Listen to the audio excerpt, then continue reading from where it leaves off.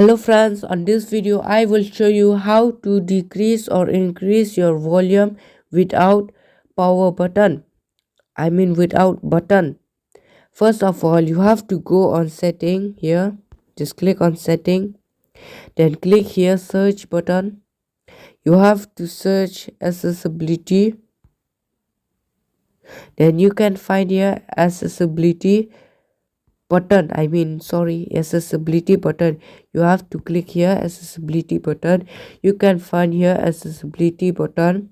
Then select actions. You have to click here. Then you can see here accessibility. Just click. You have to click and you can see here assistant menu. Just click on assistant menu.